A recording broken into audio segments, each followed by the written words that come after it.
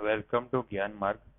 आज हम कवर करेंगे इनलैंड वाटरवे, फिर इंटरलिंकिंग ऑफ रिवर्स, एंड उसके बाद हम अंडमान और निकोबार जो आइलैंड्स है उसमें डिफरेंस क्या क्या है, यानी कि islands of India. And then the last topic of Indian physiography, जो कि होगा कि सॉइल्स ऑफ इंडिया। तो हम स्टार्ट करते हैं कि इनलैंड वाटर बेस्ड जो है उस पे अभी गवर्नमेंट काफी ज्यादा वेटेज दे रही है।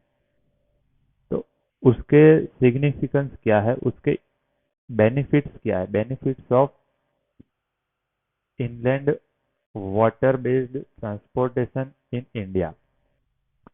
तो वो कॉस्ट इफेक्टिव और फ्यूल एफिशिएंट होगा, क्योंकि रेलवेज और रोड के ट्रांसपोर्ट से कंपेयर करेंगे तो जो इनलैंड वाटरवेज का ट्रांसपोर्ट होगा वो काफी कम कॉस्ट में होगा, यानी कि कॉस्ट इफेक्टिव होगा और फ्यूल भी काफी कम जाएगा, तो फ्यूल एफिशिएंट होगा।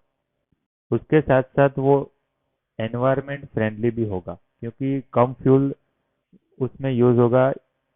इसकी वजह से वो एनवायरनमेंट फ्रेंडली भी होगा। और बैलेंस द रीजनल डेवलपमेंट, जहाँ पे वाटरवेज बनेंगे वहाँ पे रीजनल डेवलपमेंट भी होंगे, रिमोट एरिया बन जाएंगे। और डीकंजेशन ऑफ इंफ्रास्ट्रक्चर भी होगा, क्योंकि अभी रोड और रेलवे की वजह से जो कंजेशन हो रहा है मेट्रो सिटीज और बड़ी बड़ी सिटीज में, तो उसके ऊपर भी जो प्रेशर है वो कम होगा। तो ये इनलैंड वाटरवेज के बेनिफिट्स है। लेकिन प्रॉब्लम्स क्या क्या है, प्रॉब्लम्स ये है कि रेलवे और रोड का जो कंपटीशन मिल रहा है उसके कंपेयर में इंडियन वाटरवेज अभी इतने कॉम्पिटिटिव नहीं है।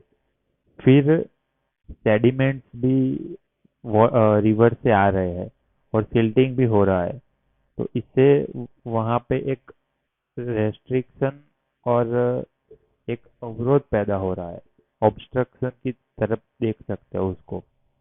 फिर इंफ्रास्ट्रक्चर की अभी डेफिशिएंसी है वाटर लैंड के लिए, और वाटर लैंड के नए नए पोर्ट्स और वगैरह बनाने के लिए एनवायरमेंटल कंसर्न भी है और जियोग्राफिकल लिमिटेशन भी है। तो ये इनलैंड वाटरवे का हो गया।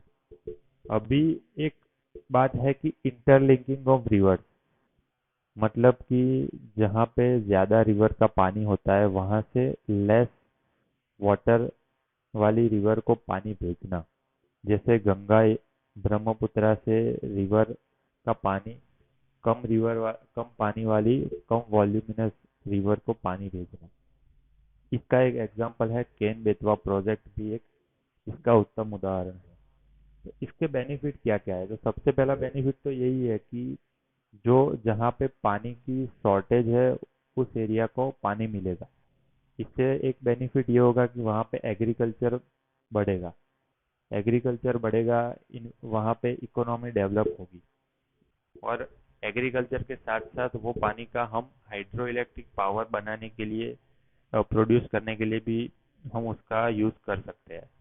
और मेन एक जो फ्लड गंगा और नॉर्थर्न प्लेन में हमने देखा था, बिहार में जो सौरो ऑफ कोसी बोला जाता है, फिर ब्रह्मपुत्रा, और ये जहाँ पे फ्रिक्वेंटली फ्लड आते हैं, तो फिर ये रिवर का जो एक्सेस पानी है जिसकी वजह से फ्लड आता है उसको हम इंटरलिंकिंग करके लेस पानी वाले जैसे कि एक इसका एग्जांपल है कि इंदिरा कैनाल से राजस्थान के एरिया को पानी मिला। ये एक उसका अच्छा एग्जांपल है। फिर गंगा भागीरथी हुगली रिवर सिस्टम से हम इकोनॉमिक ग्रोथ और वाटर लैंड भी दे सकते हैं। यहाँ पे जो एरिया में पानी मिलेगा वहाँ पे जॉब अपॉर्चुनिटी खड़ी होगी और वहाँ पे रूरल डेवलपमेंट भी होगा। तो ये इसके बेनिफिट है। लेकिन इसमें कंसर्न क्या क्या है, कंसर्न ये है कि फिर इंटरलिंकिंग ऑफ रिवर में से क्या होगा कि जो इंटर स्टेट है उसके बीच इश्यू खड़े होंगे कि कितना पानी देना है कितना नहीं देना है। फिर ये प्रोसेस काफी कॉस्ट वाला भी है इंटरलिंकिंग। तो इसमें मैसिव कॉस्ट एंड एफर्ट जाएगा। और इंटरलिंकिंग की वजह से हमने देखा है कि कैन बेतवा प्रोजेक्ट जो है वो वहाँ के बायोस्फीयर रिजर्व में से जा रहा है, माधव बायोस्फीयर रिजर्व। तो इसकी वजह से इकोलॉजिकल कंसर्न भी है कि एनवायरमेंटल इम्पैक्ट होगा, जो वहाँ पे वाइल्ड लाइफ रह रही है वहाँ पे। उसके अलावा जो ट्राइबल एरिया है वहाँ के, उसको भी इम्पैक्ट होगा, उसको डिस्प्लेसमेंट करना पड़ेगा।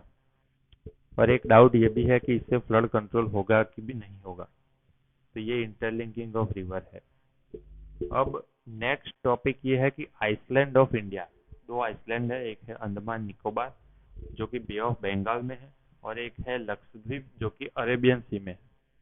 तो ये दोनों के बीच डिफरेंस क्या है? तो अंडमान निकोबार जो है वो इंडियन प्लेट और बर्मा प्लेट के कोलिजन से बना हुआ है। कोलिजन के बाद जो टेरेन बना आर्कियोलॉजिकली, उससे बना है अंडमान निकोबार। जबकि लक्षद्वीप है वो कोरल आइलैंड है, वो कोरल से बना हुआ है। तो इसकी वजह से एक डिफरेंस ये है कि अंडमान निकोबार में कोलिजन की वजह से वहाँ पे माउंटेन भी देखने को मिलते हैं, फिर वहाँ पे वैलीज भी देखने को मिल रही है, जैसे कि सैडल पीक देखने को मिलता है, वाटरफॉल भी देखने को मिलता है। लेकिन ऐसा लक्षद्वीप में देखने को नहीं मिलता है। लक्षद्वीप में लोअर एलिवेशन है काफी। एक डिफरेंस ये है कि अंडमान निकोबार में पीक और वाटरफॉल है, तो इससे रिवर का वहाँ पे फॉर्मेशन होता है, तो वहाँ पे रिवर भी देखने को मिलती है, जैसे कालपोंग रिवर है। लेकिन लक्षद्वीप में कोई रिवर नहीं है। और अंडमान निकोबार में ट्रॉपिकल मॉनसून का क्लाइमेट है, जबकि लक्षद्वीप में tropical wet and dry savanna climate है वहाँ पे। अंडमान निकोबार में काफ़ी ज़्यादा बारिश होती है, 300 से 350 सेंटीमीटर तक की, जबकि लक्षद्वीप में ओनली 100 टू 200 सेंटीमीटर की बारिश ही होती है। और सॉइल टाइप की बात करें तो लक्षद्वीप में कोरल लाइमस्टोन डिराइव सॉइल है, जबकि अंडमान में काफ़ी ज़्यादा बारिश की वजह से मार्सी क्ले और स्वाम्पी सॉइल देखने को मिलती है। इसका इम्पोर्टेंस क्या है अंडमान निकोबार और लक्षद्वीप का, जो आइसलैंड है इंडिया के? एक तो जियो पॉलिटिकल है कि अंडमान निकोबार के बाद हम देखेंगे कि मलेशिया और इंडोनेशिया के बीच में स्टेट ऑफ मलक्का आता है। तो जियो पॉलिटिकल है कि वहाँ पे जो ट्रेड रूट है वो एकदम इम्पोर्टेंट ट्रेड रूट है। फिर यहाँ पे मिलिट्री बेस भी हम बना सकते हैं। और एक इम्पोर्टेंस ये है कि एक्सक्लूसिव इकोनॉमिक जोन जो बाउंड्री है हमारी, उससे जो 1200 नॉटिकल माइल बियॉन्ड भी हम जो जो 1200 नॉटिकल माइल यूएन क्लॉज के अकॉर्डिंगली है, United Nation conventional law on sea. तो इससे अंडमान और निकोबार की वजह से हमारा जो एक्सक्लूसिव इकोनॉमिक जोन है उसकी लिमिट काफी ज्यादा बढ़ जाती है। तो एक ये इसका फायदा है। अब हम लास्ट टॉपिक देखेंगे जो कि है सॉइल्स ऑफ इंडिया। सॉइल कौन कौन सी है? तो सबसे ज्यादा एलुवियल सॉइल देखने को मिलती है। वो बनती किससे है? तो ये गंगा ब्रह्मपुत्रा का जो रिवर बेसिन है उसमें से जो एलुवियल डिपॉजिट आता है, इससे फॉर्म होता है एलुवियल सॉइल। जो हमने फर्स्ट लेक्चर में हमने देखा था कि जैसे ये हम्म, भांगर, फिर खादर, बाबर और तेराई रीजन बनाते हैं। इस तरह से एलुवियल डिपॉजिट की वजह से एलुवियल सॉइल बनती है।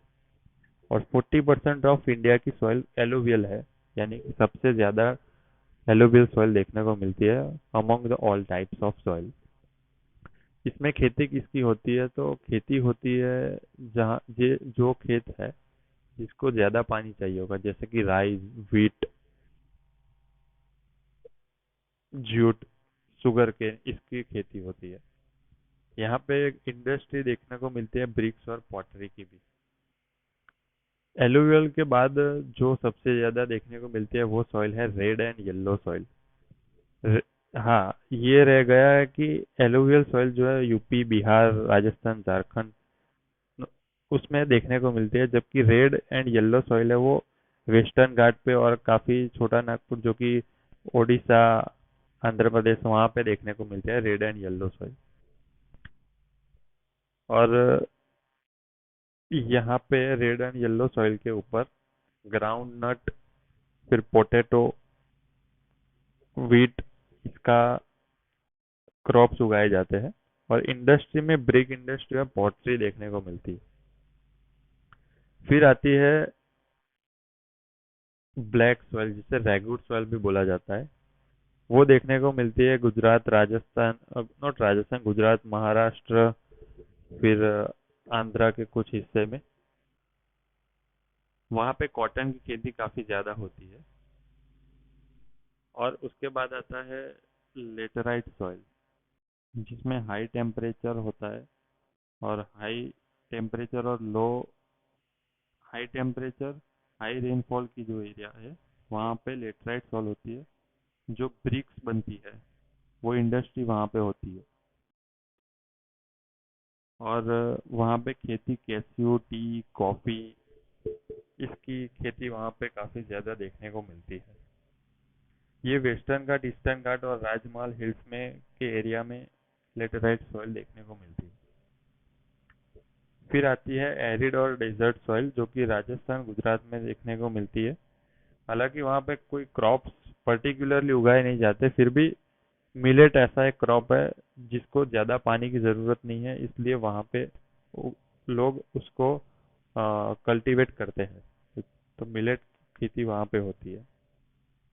फिर आते हैं सलाइन सॉइल। सलाइन सॉइल जो है वो मराइन एरिया में देखने को मिलते हैं, क्योंकि वहाँ पे ज्यादा सी वाटर की वजह से वो एरिया सलाइन हो जाता है।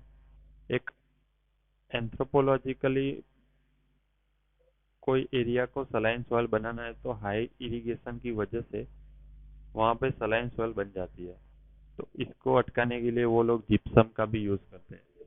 तो सलाइन सॉइल है, वहाँ पे खेती तो जनरली किसी की होती नहीं है, लेकिन अगर salt tolerant variety of rice, wheat, barley barley होगा तो वो उसको वहाँ पे उगाई जा सकती है। तो ये हो गया टाइप्स ऑफ सॉइल। और इंडिया की सॉइल में क्रिटिकल इश्यू कौन कौन से हैं, तो एक तो कि न्यूट्रिशन की डेफिशिएंसी देखने को मिलती है, जैसे कि सल्फर और जिंक वगैरह की। फिर एक इश्यू ये है कि यहाँ पे ज़्यादा फर्टिलाइजेशन का उपयोग किया जाता है, इसकी वजह से सॉइल डेड हो जाती है। जैसे कि आसाम टी गार्डन्स में ज़्यादा एसिडिक सॉइल देखने को मिली थी, हैवी रेनफॉल और पॉल्यूशन की वजह से। पेस्टिसाइड का काफ़ी उपयोग होता है, जैसे केरला का कासारागोड डिस्ट्रिक्ट है, वहाँ पे पेस्टिसाइड काफ़ी ज़्यादा यूज़ करने की वजह से हेल्थ इश्यू भी देखने को मिले थे, और सॉइल के हेल्थ वो भी बिगड़ गई थी। और जो वहाँ पे रहने वाले लोग थे उनकी हेल्थ भी बिगड़ गई थी। और सलाइनेशन, अल्कलाइनेशन का भी इश्यू रहता है। तो इसका वे फॉरवर्ड यानी कि सॉल्यूशन ये है कि सॉइल हेल्थ कार्ड लाई थी गवर्नमेंट 2015 में, सॉइल हेल्थ कार्ड स्कीम। फिर नैनो यूरिया और उसके साथ नीम कोटेड यूरिया भी उन्होंने लाया कि ज्यादा फर्टिलाइजेशन सॉइल को नुकसान ना करे। इसके बाद प्रधानमंत्री कृषि सिंचाई योजना भी लाए, जिसमें माइक्रो इरिगेशन के ऊपर काफी बार रखा गया। इस तरह से पर ड्रॉप मोर क्रॉप को भी उन्होंने अ, एक अच्छे स्कीम के बावजूद उन्होंने उसको इम्प्लीमेंट करने का ट्राई किया। तो ये हो गया पूरा सॉइल। हमने आगे देख लिया कि इनलैंड वाटर और इंटरलिंकिंग ऑफ रिवर। यहाँ पे इंडियन फिजियोलॉजी जो है जियोग्राफी का, ये खत्म होता है। Thank you.